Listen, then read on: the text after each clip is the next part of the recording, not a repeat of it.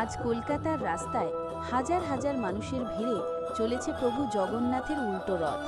কে যেন বলল, এই শুধু একটা রথ নয়, এ এক আবেগ, এ এক টান। ভক্ত আর ভগবানের মধ্যে অদৃশ্য এক বন্ধন।